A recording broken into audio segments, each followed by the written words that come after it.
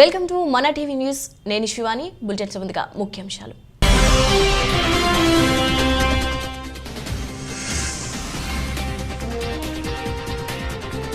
First paperless government గా Dubai, ప్రజలకు ఇబ్బంది కలగకుండానే ఫీట్.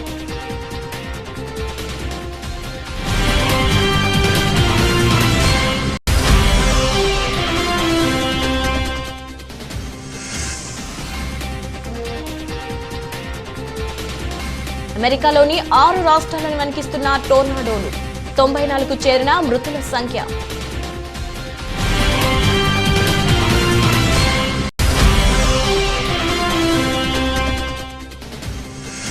ప్రఖ్యాత కాలభైరవ ఆలయంలో ప్రత్యేక పూజలతో తన 2 రోజుల వారణాసి పర్యటనను ప్రారంభించిన ప్రధాని నరేంద్ర మోదీ.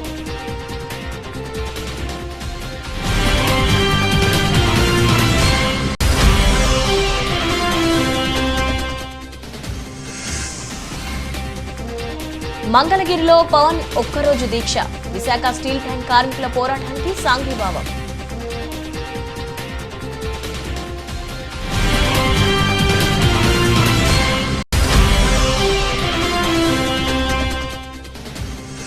ఇన్వెస్టర్లకు కంటి మీద కునుకు లేకుండా చేస్తున్న దేశీ స్టాక్ మార్కెట్. గంట వ్యవధిలోనే సెన్సెక్స్ 700 పాయింట్లకు పైగా నష్టపోయిన దేశీ stock market. United Arab Emirates దేశ నగరం దుబాయ్ చరిత్ర సృష్టించింది. ప్రపంచంలోనే మొట్టమొదటి 100% పేపర్లెస్ గవర్నమెంట్ ఖ్యాతి దక్కించుకుంది. ప్రభుత్వానికి సంబంధించి అన్ని రకాల సేవలను, ట్రాన్సాక్షన్లను డిజిటల్ ఫార్మాట్లోనే కొనసాగిస్తూ ఈ ఘనత అందుకుంది. దుబాయ్ నగరం 100% పేపర్లెస్ సాధించి తొలి ప్రభుత్వంగా దుబాయ్ సిటీ నిలిచింది. ఈ మేరకు Emirates Dubai crown prince Sheikh Hamdan bin Mohammed bin Rashid Al Maktoum ప్రకటించారు. తద్వారా 14 మిలియన్ గంటల మనిషి శ్రమను 1.3 బిలియన్ దిర్హాం ఆదా చేసినట్లు పేర్కొన్నారు ఆయన. ప్రభుత్వానికి సంబంధించి ఇంటర్నల్, బయటి ట్రాన్సాక్షన్స్తో పాటు ప్రభుత్వానికి సంబంధించి ప్రతి సేవలను డిజిటల్ పద్ధతిలో అతి ప్రభుత్వ వేదికల మీదుగానే సాగిందని దుబాయ్ ప్రభుత్వం ప్రకటించనుంది. మొత్తం 45 ప్రభుత్వ రంగాల్లో 1800 రకాల డిజిటల్ సేవలను అది ఆలస్యం అవ్వకుండా డిజిటల్ ఫార్మెట్లో ప్రజలకు చేరువయ్యడం విశేషం. ఈ కార్యక్రమంలో నగరవాసులపై ప్రభుత్వం ఏమాత్రం ఒత్తిడి చేయకుండా స్వచ్ఛందంగా ఈ ఘనత సాధించింది. పేపర్లెస్ ఘనత ప్రపంచానికి డిజిటల్ క్యాపిటల్ గా నిలవడానికి దుబాయ్కు ఎంతో ప్రోద్బలం ఇస్తుందని ఆశాభావం వ్యక్తం చేశారు క్రౌన్ ప్రిన్స్. అంతేకాదు మరో 5 దశాబ్దాల పాటు అత్యాధునిక వ్యూహాలతో దుబాయ్లో డిజిటల్ లైఫ్ కొనసాగేలా ప్రణాళిక రూపొందించినట్లు తెలిపారు ఆయన. అమెరికాలోని 6 రాష్ట్రాలను టోర్నడోలు వణికిస్తున్నాయి. Kentucky, Illinois, Tennessee, Missouri, Arkansas, Mississippi రాష్ట్రాల్లో టోర్నాడోల ప్రభావంతో బలమైన ఈదురుగాలులు వీస్తున్నాయి. భారీగా ప్రాణ, ఆస్తి నష్టం సంభవిస్తోంది. మృతుల సంఖ్య 94కు చేరింది. కెంటకీలోని మెఫీల్డ్ పట్టణంలో కొవ్వొత్తుల ఫ్యాక్టరీ ధ్వంసం కావడంతో 80 మంది మరణించారని గవర్నర్ యాండీ బేషియర్ చెప్పారు. మృతుల సంఖ్య పెరిగే అవకాశం ఉందన్నారు. ఇల్లినాయిస్ రాష్ట్రం ఎడ్వర్డ్స్ విల్లెల్లోని అమెజాన్ గిడ్డంగి పైకప్పు కూలిపోవడంతో 6 ఉద్యోగులు, ఆర్కన్సాస్లో ఓ నర్సింగ్ హోం తీవ్రంగా దెబ్బతినడంతో 2, టెన్నెసీలో 4, మిస్సౌరీలో 2 టోర్నాడోలో కారణంగా కన్నుమూసినట్లు అధికారులు నిర్ధారించారు. ప్రధానంగా కెంటకీలో టోర్నాడో బీభత్సం సృష్టిస్తుంది. మెఫీల్డ్ పట్టణ పూర్తిగా ధ్వంసమైంది. పైకప్పు ఎగిరిపోయాయి. ఇల్లు, కార్యాలయాలు నేలమట్టమయ్యాయి. పట్టణంలో ఎటు చూసినా విధ్వంసమే కళ్ల ముందు కనిపిస్తోంది. అధికారుల సహాయ చర్యలు ముమ్మరం చేశారు. 6 రాష్ట్రాల్లో ప్రకృతి విలయం అమెరికాలో చరిత్రలోనే అతిపెద్ద విలయాల్లో ఒకటని అధ్యక్షుడు జో బైడెన్ చెప్పారు. ఇక టోర్నాడో విధ్వంసానికి సంబంధించిన ఫోటోలు, వీడియోలు సోషల్ మీడియాలో వైరల్గా మారాయి.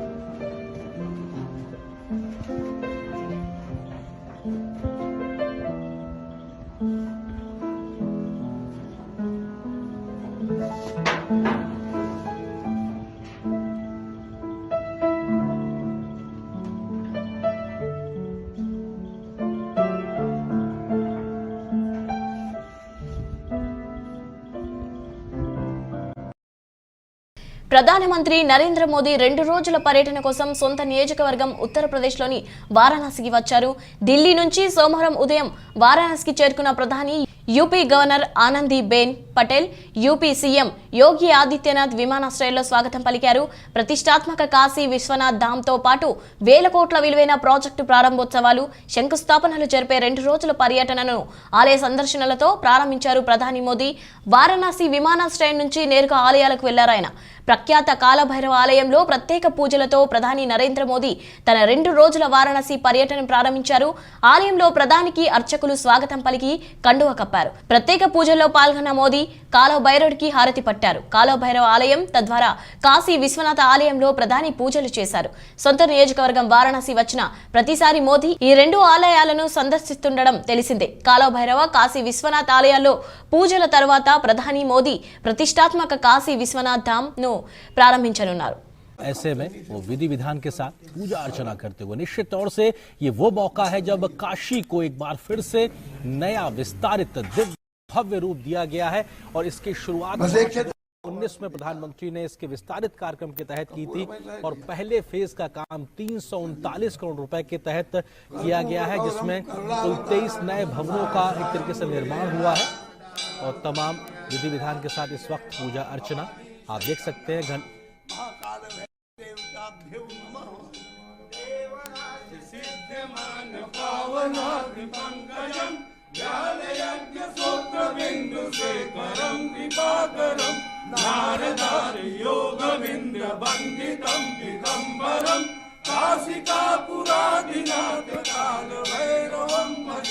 भानुकोटि भास्करं भवाब्धिकारकं परं नीलकण्ठमीर्तिदायकं त्रिलोचनं कालकालमम्बुजाक्षमक्षशूलमक्षरं काशिकापुरादिनाथकालभैरवं भजे शूलडङ्कपाशदण्डपाणिमाणिकारणं श्यामकायमादिदेवमक्षरं निरामयम्.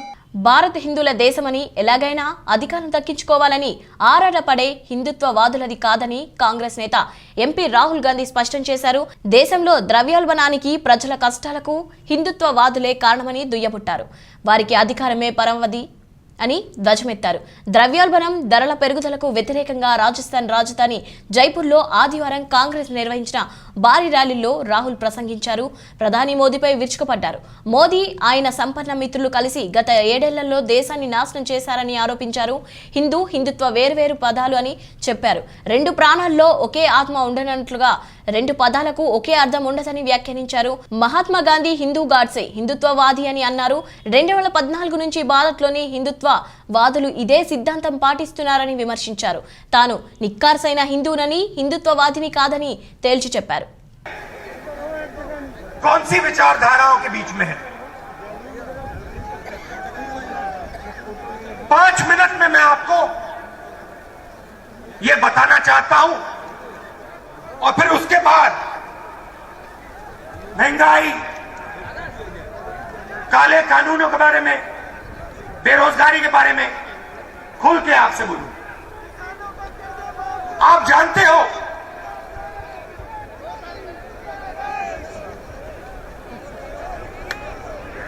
कि 2 जीवों की एक आत्मा नहीं हो सकती। क्या 2 जीवों की एक आत्मा हो सकती है? नहीं हो सकती। वैसे ही 2 शब्दों का एक मतलब नहीं हो सकता।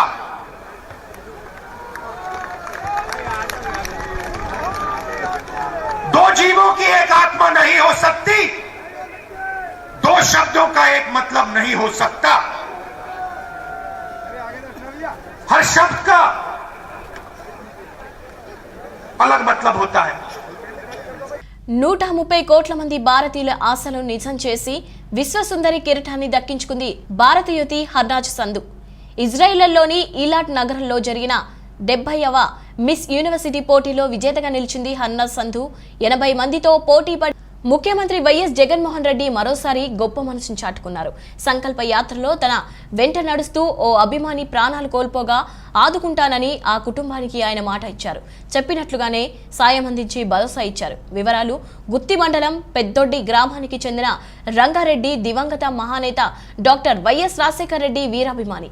ఇతనికి భార్య రమణమ్మ, కుమార్తెలు భారతి, భాగ్యలక్ష్మి ఉన్నారు. వైఎస్ఆర్ జగన్ చేపట్టిన ప్రజా సంకల్ప యాత్రలో ఇడుపులపాయ నుంచి రంగారెడ్డి ఆయన వెంట నడిచారు. నెల్లూరు జిల్లా కాండ్రా గ్రామంలో అభిమాన నేతతో కరచలనం చేసి ఫోటో కూడా దిగారు. అదే రోజు మధ్యాహ్నం రంగారెడ్డికి గుండెపోటు రావడంతో గూడూరు ఆసుపత్రికి తరలిస్తుండగా మార్గమధ్యలో మరణించారు. రంగారెడ్డి మృతి వార్త తెలుసుకున్న వైఎస్ జగన్ కాండ్రా గ్రామానికి చేరుకుని మృతదేహానికి నివాళులర్పించారు. మృతుడి కుటుంబానికి ఆదుకుంటానని మాట ఇచ్చారు.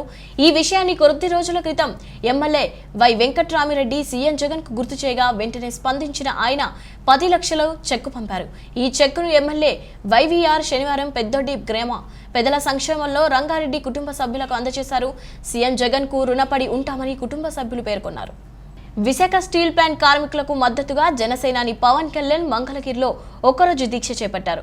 నిమ్మరసం స్వీకరించిన అనంతరం దీక్ష ముగించారు. ఈ క్రమంలో సభకు వచ్చిన వారిని ఉద్దేశించి ప్రసంగిస్తూ ఆసక్తికర వ్యాఖ్యలు చేశారు. తనను ఆర్థికంగా దెబ్బతీసేందుకు తన సినిమాలు ఆపేస్తే ఏపీలో ఉచితంగా సినిమా షోలు వేస్తానని వెల్లడించారు. అంతే తప్ప బెదిరింపులకు భయపడేవారిని కాదని స్పష్టం చేశారు. నా సినిమాలు ఆపేస్తే నా ఆర్థిక మూలాలు దెబ్బతింటాయని వారు భావిస్తున్నారు. వాళ్ళు అంత పంతానికి వస్తే నేను ఆంధ్రప్రదేశ్లో ఉచితంగా సినిమా వేసి చూపిస్తానని వెల్లడించారు. కారణం ఏంటి అంటే కాదు అంటే నేను సినిమా గురించి చెప్పట్లా, పాయింట్గా చెప్తున్నా, అంటే ఒక క్రమంగా చెప్తాను. అంటే ట్రాన్స్పరెన్సీ లేదండి. సినిమా టికెట్లకి ట్రాన్స్పరెన్సీ లేదు. సంతోషం, ట్రాన్స్పరెన్సీ ఉండాలని కోరుకునే వాళ్ళు మీకు ఉందా ట్రాన్స్పరెన్సీ? మరి ట్రాన్స్పరెన్సీ ఉంటే మీరు ఎందుకు కోట్ల చుట్టూ తిరుగుతున్నారు?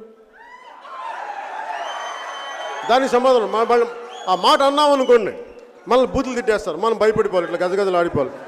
సినిమా టికెట్ల వరకు ట్రాన్స్పరెన్సీ లేదు, కరెక్టే. మరి మీరు అమ్మే మందుకు ట్రాన్స్పరెన్సీ ఉందా బాబు? మీరు మందు అమ్ముకు ట్రాన్స్పరెన్సీ ఉందా? అంత క్యాషే కదా, లారీల్లో క్యాష్లు ఇచ్చి మరి ఎంతవరకు నిజమో తెలియదు. కానీ విశాఖ ఉక్కు పరిశ్రమ ప్రైవేటీకరణను వ్యతిరేకిస్తూ జనసేన పార్టీ అధినేత పవన్ కళ్యాణ్ మంగళగిరిలో దీక్ష చేపట్టడం తెలిసిందే. దీక్ష ముగింపు సందర్భంగా పవన్ కళ్యాణ్ ప్రసంగిస్తూ స్టీల్ ప్లాంట్ కార్మికులకు, భూములు కోల్పోయిన నిర్వాసితులకు మద్దతు తెలుపుకుంటున్నామని వెల్లడించారు. కష్టాల్లో ఉన్నప్పుడు ప్రజలకు జనసేన గుర్తొస్తోందని, రేపు ఓటేసేటప్పుడు కూడా జనసేన గుర్తుకు రావాలంటూ చలోక్తి విసిరారు. వైసీపీకి చెందిన వ్యక్తులు జనసేనకు శత్రులు కాదని, వారి విధానాలు బాగలేనప్పుడు మాత్రమే తాము ప్రతిఘటిస్తామని స్పష్టం చేశారు. వైసీపీ నేతలపై తమకు ఎలాంటి ద్వేషం లేదని అన్నారు. తాము ఎప్పుడూ వైసీపీ విధానాలే ఎత్తి చూపుతాం తప్ప వైసీపీ నేతలపై వ్యక్తిగత విమర్శలు చేయబోమని వివరించారు. కానీ వైసీపీ నేతలు అలా కాదని, స్టీల్ ప్లాంట్ అంశం ఏమైందని అడిగితే తమను పచ్చి బూతులు తిడతారని పవన్ కళ్యాణ్ ఆరోపించారు. ఇంట్లో వాళ్లను కూడా తిడతారని చెప్పారు. ఈ సందర్భంగా సభకు వచ్చిన వారు స్పందిస్తూ మీరంటే వైసీపీ వాళ్లకు భయం అన్నా అని పవన్ తో చెప్పారు. మద్దతు తెలిపాను. ఆ రోజున అప్పటి రాష్ట్ర ప్రభుత్వం నడుపుతున్న తెలుగుదేశం మీద మేము ఒత్తిడి తెచ్చాం. దాని ప్రైవేటీకరణ ఆగింది. రాష్ట్ర ప్రభుత్వం కూడా బాధ్యత తీసుకోకపోతే కేంద్ర ప్రభుత్వం ఎందుకు పట్టించుకుంటుంది? మనం ఏదైనా నిరసన చేద్దామంటే మనందరం కలిసి వస్తాయి కదా. ఓకే, ఎలక్షన్ టైంలో విడివిడిగా పోటీ చేయొచ్చు, కొట్టుకోవచ్చు, తిట్టుకోవచ్చు, కానీ ఉమ్మడి ప్రయోజనాలు ఆశించి మటుకు మనందరం ఏకం కాకపోతే, ఒక తాటి మీద రాకపోతే సమస్యకు పరిష్కారం. నేను కోరుకుంటాను కదే. నేను కోరుకుంది కూడా మొన్న వైసీపీకి మీరు అఖిల పక్షం వేయమని చెప్పడానికి కారణం, మీరు బాధ్యత తీసుకోండి. మీకు 151 మంది ఎమ్మెల్యేలు ఉన్నారు, మీకు 22 మంది ఎంపీలు పార్లమెంట్లో కూర్చుంటారు. మీకుంటుందా బలం, నాకుంటుందా? నన్ను వ్యక్తిగతంగా జాతీయ స్థాయి నాయకత్వం నన్ను ఇష్టపడచ్చేమో, కానీ నా మాట శాసనం కాదు. కానీ 22 మంది ఎంపీల మాట శాసనం. అది పార్లమెంటు సమావేశాలు జరుగుతున్న ఇంకొక వారం రోజులు జరగబోతా ఉన్నాయి. ఈ వారం రోజుల కనీసం 22 మంది ఎంపీలకి, వైసీపీ నాయకత్వానికి నిజంగా చిత్తశుద్ధి ఉంటే ఏం చేయక్కర్లేదు. మీరు అరవక్కర్లా, తిట్టక్కర్లా, తిమ్మక్కర్లా. నిజంగా మీకు రాష్ట్ర ప్రయోజనాల్ని మేము నిలబడతాం, స్టీల్ ప్లాంట్ ప్రైవేటీకరణ అడ్డుకుంటామని కనీసం ఈ ప్లే కార్డ్ పట్టుకోగలరు? అంత దమ్ముందా మీకు పార్లమెంట్లో? ఇది కూడా చేయలేదు. కర్నూలు జిల్లా మంత్రాలయం ఎమ్మెల్యే వై బాలనాగిరెడ్డి పాత్రికేయుల సమావేశంలో మాట్లాడుతూ రాష్ట్ర ముఖ్యమంత్రి వైఎస్ జగన్మోహన్ రెడ్డిని విమర్శించే అర్హత టీడీపీ నియోజకవర్గ ఇన్ తిక్కారెడ్డికి లేదని మండిపడ్డారు. రాష్ట్రంలో ఫ్యాక్షన్ను రూపుమాపిన ముఖ్యమంత్రి వైఎస్ జగన్మోహన్ రెడ్డి అన్నారు. కోసగి మండలం పెద్ద భూపల్లి గ్రామంలో ప్రశాంతంగా జరగాల్సిన జాతరలో తిక్కారెడ్డి తన అనుచరులతో వెళ్లి చిచ్చుపెట్టి వైఎస్ఆర్సీపీ నాయకులను రెచ్చగొట్టే విధంగా వ్యాఖ్యలు చేసి దాడికి పాల్పడడంతో ప్రతిఘటించిన వైఎస్ఆర్ నాయకులు దాడి చేయడం జరిగింది. తిక్కారెడ్డిపై దాడి చేయాల్సిన అవసరం వైఎస్ఆర్సీపీ నాయకులు లేదని వివరించారు. గతంలో కూడా ఎన్నికల ప్రచారం నిమిత్తం కగ్గల్ గ్రామాలపై ఎమ్మెల్యే అనుచరులు దాడి చేస్తే తిక్కారెడ్డి గన్మెన్లను ఎందుకు సస్పెండ్ చేశారని ప్రశ్నించారు. తిక్కారెడ్డి ఎన్ని కుట్రలు పన్నా ప్రజలు వైఎస్ఆర్సీపీ పక్షానే ఉంటారని తెలిపారు. రాష్ట్రంలో ప్రతి ఒక్కరికి సంక్షేమ పథకాలు అందించి ఘనత రాష్ట్ర ముఖ్యమంత్రి వైఎస్ జగన్మోహన్ రెడ్డికే దక్కుతుందని కొనియాడారు. తిక్కారెడ్డి మాటలు నమ్మినారా? చంద్రబాబు నాయుడు, లోకేష్ స్పందించడం విడ్డూరమని, పూర్తి వాస్తవాలు తెలుసుకొని మాట్లాడితే వారిని ప్రజలు నమ్ముతారని, లేకపోతే వారికి ఉండే విలువలు కూడా కోల్పోతారని హెచ్చరించారు. ఎవరు కానీ ఏ పార్టీ వాళ్ళు కానీ గలాట్లు పెట్టుకోవాలన్న ఆలోచన ఎవరు ఉండరు. ఎవరు కూడా నిన్ను అటాక్ చేయాలన్న ఆలోచన మా వైఎస్ఆర్ కాంగ్రెస్ పార్టీ నాయకులు కానీ కార్యకర్తలకు ఎక్కడ లేదు. నీ మీద ఆలోచన కూడా లేదు. నిన్ను ఆలోచన చేసే స్థితిలో మా వైఎస్ఆర్ కాంగ్రెస్ నాయకులు కార్యకర్తలు లేరు. నువ్వు ఊరికే దీన్ని సృష్టించుకొని నువ్వు ఏదో ఒకటి చెప్తే నాకు గన్మ్యాన్లు ఇస్తారు, లేకపోతే నాకు భద్రత వస్తానని ఆలోచన చేస్తున్నావు. నాకు ఇప్పటికే 3 సార్లు అటాక్ జరిగిందని చెప్తున్నావు. గత ప్రభుత్వంలో నువ్వు కాగ్గల్ గ్రామానికి పోయి అక్కడ ఎలక్షన్ కోడ్ ఉల్లంఘించి నువ్వు అక్కడ జెండావిష్కరణ చేయడం జరిగింది. అక్కడ ఉన్న వైఎస్ఆర్ కాంగ్రెస్ పార్టీలు నిన్ను ప్రశ్నించడం కూడా జరిగింది. ఎందుకు నువ్వు జెండావిష్కరణ చేస్తున్నావు? కోడ్ ఉంది కదా, కోడ్లో చేయకూడదని చెప్పడం జరిగింది. కానీ నువ్వు వాడ ఘర్షణ పెట్టుకున్నావు. నువ్వే పెట్టుకొని దొరపల్లె గ్రామ రైతులు శీలబోయిని నాగేంద్ర, శీలబోయిని నారాయణ పొలాల్లో అక్రమంగా వైఎస్ఆర్సీపీ పార్టీ నాయకులు Dhone market yard chairman Mallampalli Ramachandrudu, Chiranjeevi, Kamalapur Rajasekhar Reddy తదితరులు తమ దయాదులైన శీలబోయిని శ్రీనివాసులు, శీలబోయిని వెంకటేషు, శీలబోయిని ప్రసాద్ల దగ్గర డబ్బులు తీసుకొని మద్దతిస్తూ వారికి ఇబ్బందులకు గురిచేస్తున్నారని, వారి పొలాన్ని కాజేయడానికి చూస్తున్నారని, పురుగుల మందు బాటిల్తో మాకు న్యాయం చేయాలని ఆర్థిక శాఖ మంత్రి రాజేంద్రనాథ్ రెడ్డి కారును ఆపి వారి బాధను వ్యక్తపరచడం జరిగింది.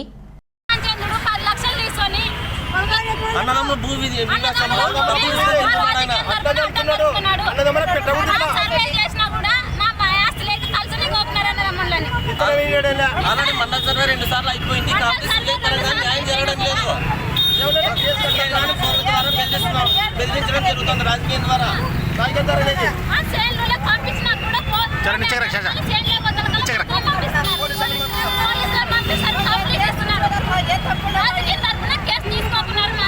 సీఎం మల్లికార్జున అతను వాళ్ళ మాటలు ఇవ్వనని అన్యాయంగా పాల్పడుతున్నాడు. చిరంజీవి ఇంకెవరు? రాజశేఖర రెడ్డి, మల్కాపురం రాజశేఖర రెడ్డి, కమలాపురం రాజశేఖర రెడ్డి. పంపించినారు. మొత్తం అయిపోయింది. సర్వే నవ్వద్దు కూడా మొత్తం ఉన్నారు అందరూ.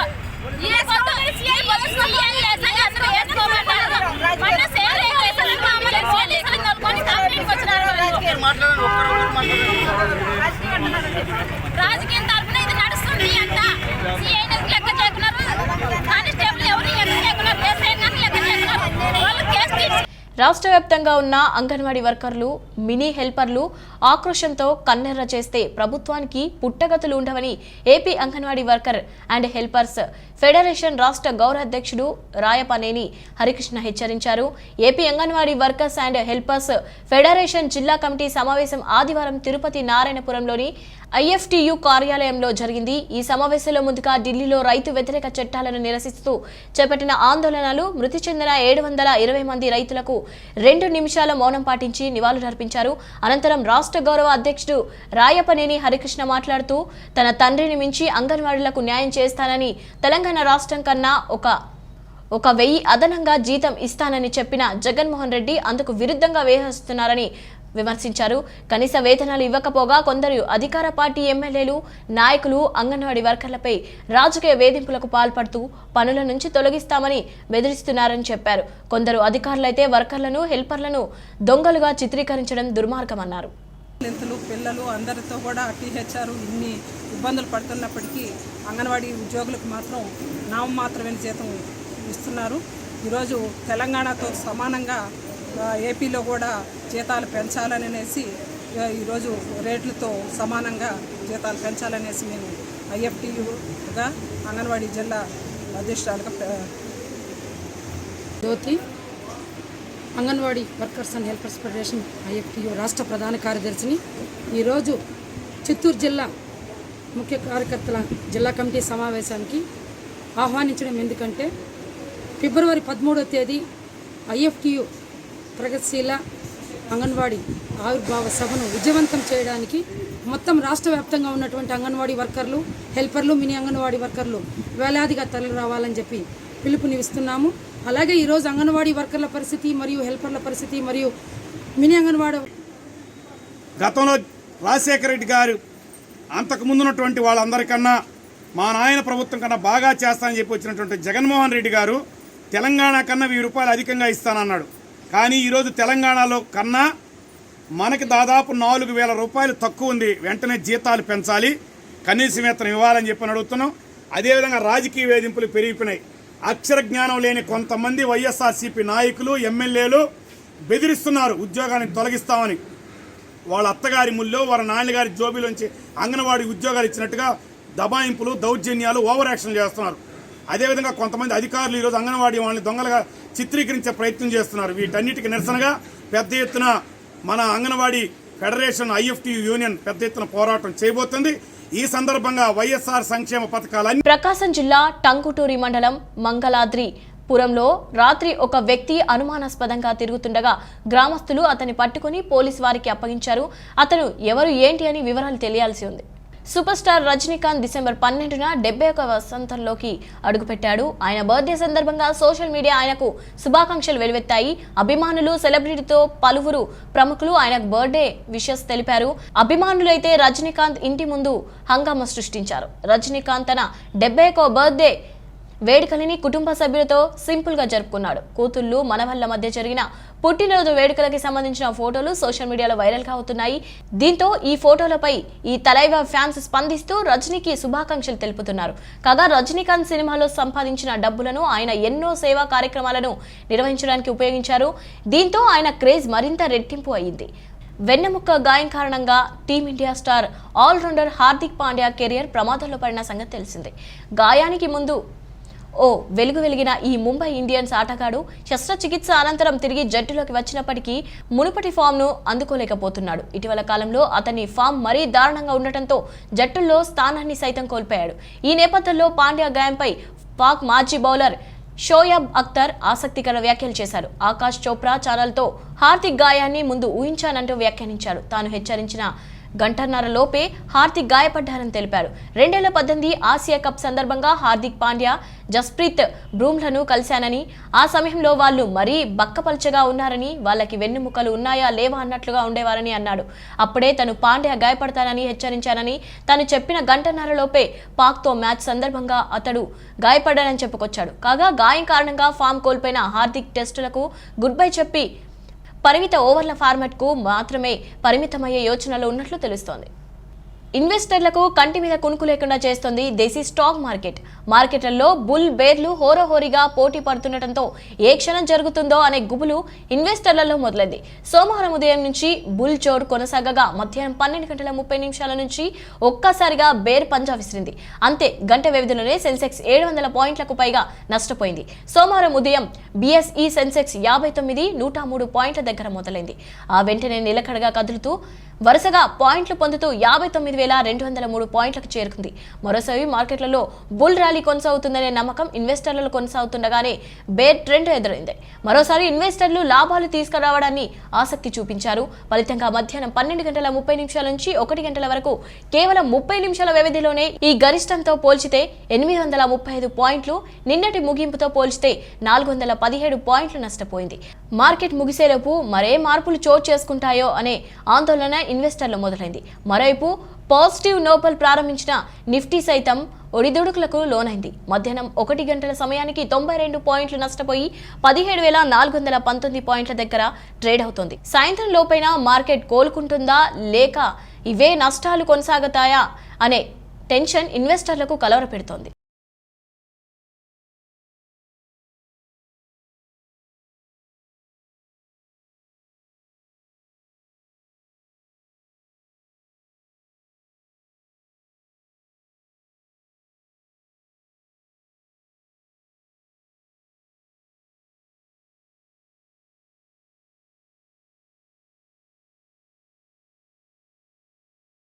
బులెటిన్ ముగించే ముందు మరోసారి హెడ్లైన్స్.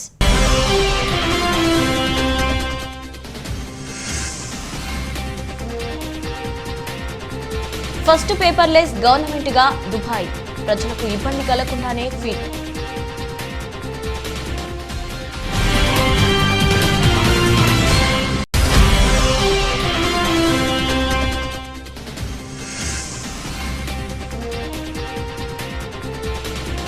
అమెరికాలోని 6 రాష్ట్రాలను వణికిస్తున్న టోర్నాడోలు, 94కు చేరిన మృతుల సంఖ్య.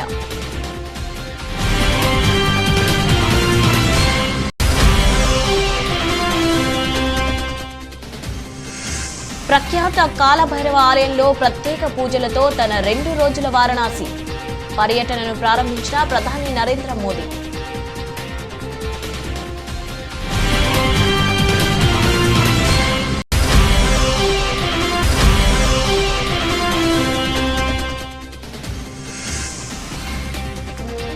మంగళగిరిలో పవన్ ఒక్కరోజు దీక్ష, విశాఖ స్టీల్ ప్లాంట్ కార్మికుల పోరాటానికి సాంఘీభావం.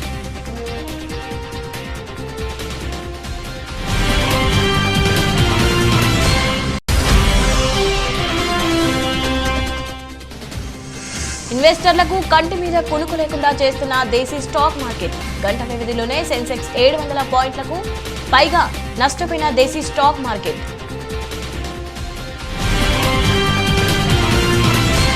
తిరిగి మరొక బులెటిన్లో మళ్ళీ కలుసుకుందాం. అంతవరకు సెలవు.